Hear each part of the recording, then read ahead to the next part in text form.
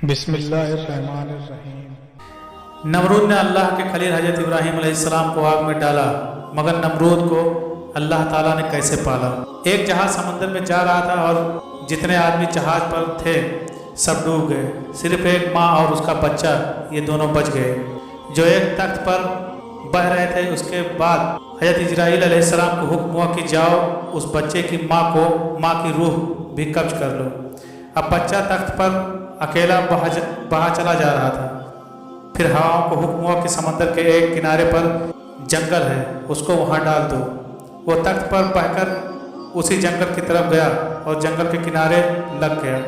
जंगल में अल्लाह ताला ने एक शेरनी को हुक्म दिया और वो उस बच्चे को उठाकर ले गई और दूध पिलाने लगी और दूध पिलाकर उसे खूब बड़ा कर दिया।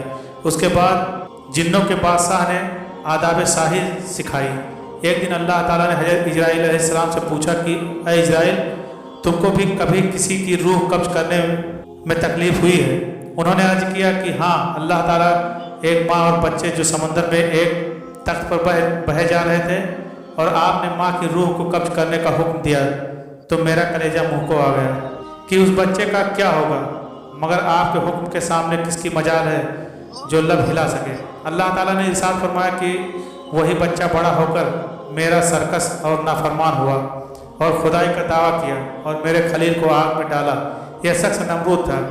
जिस जालिम को माँ बाप ने पाला हुआ और वास्ता असबाब जिसकी परवरिश हुई हो उसके लिए तो असबाब हिजाब हो सकते हैं, मगर इस जालिम को तो हमने बराह रास्त पाला, असबाब का भी कोई पर्दा नहीं था। माँ बाप के बगैर पाला और सोनाज से पाला। हमने समंदर की मौजों को हुक्म दिया कि उसको ऐसे जंगल में ले जाकर डालो जहाँ रेहान व सोसन के खुशबूदार फूल हों, मेवादार दरख्त हो और मीठे पानी के चश्मे हों।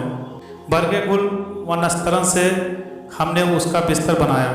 खुश आवाज़ परिंदों को हुक्म दिया कि अपनी सुरीली आवाज़ से उसका दिल बहलाएं। सूरज को हुक्म दिया कि उस बच्चे पर अपनी तेज़ सुआएं न डालें।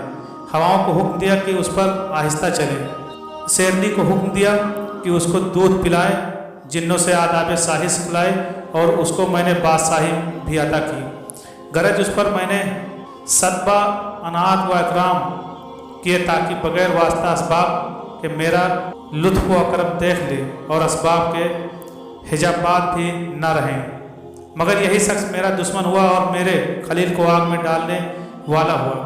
बस अगर किसी सामित अमल से अल्लाह ताला अक्ल पर अजाब नाजिल कर दे तो फिर खैर नहीं, सब कुछ जानबूझकर आदमी हलाकत में पड़ जाए। अल्लाह ताला पनाह में रखे।